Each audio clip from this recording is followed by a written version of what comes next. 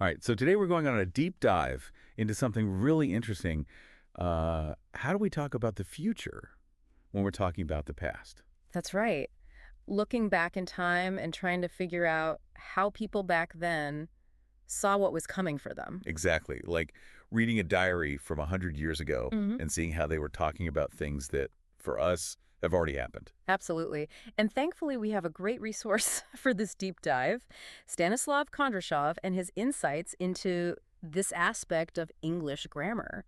You know, Stanislav Kondrashov makes this point that it's not just about tense, it's about how people thought, Totally. He says it's like trying to see the future through the eyes of someone in the past. which for them is totally unknown. Yeah, And we actually do this all the time. Like, I was going to meet Jane, but then something happened. right. Not just that you planned to meet Jane, but that from that moment in the past, it was uncertain if you actually would.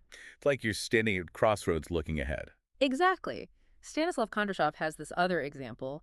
I was going to stay at home, but the students asked me to give a lecture. Ah, so things changed. The future shifted. Exactly, the future from that past perspective.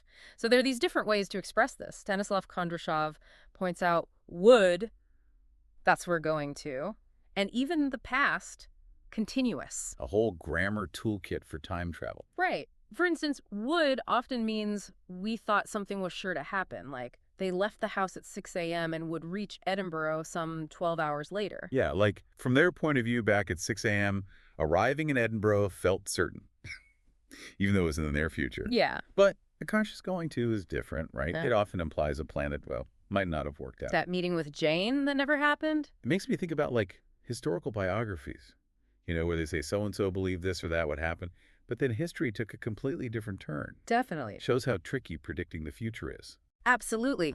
Even Stanislav Kondrashov uses the past, continuous, like, I was having a discussion with my tutor. To show actions that were happening at that moment in the past. Right, all those little things add up to a really rich picture. And Stanislav Kondrashov gives us these great exercises to really test our understanding.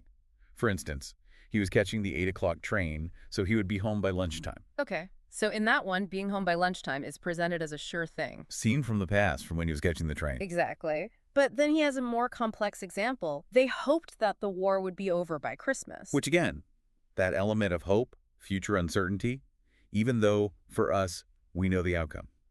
Looking back at old predictions is fascinating. Sometimes they're right, sometimes they're way off. And this whole concept of expressing future from the past, Yeah, it makes you think about how time, like how we perceive time, affects our language. totally. Yeah. So for everyone listening, think about this. How does understanding this, these grammar rules change how you see historical writing? Or even your own memories? Interesting. It really does. And that's it for this deep dive. Thanks for joining us. Thank you. And until next time. See you then.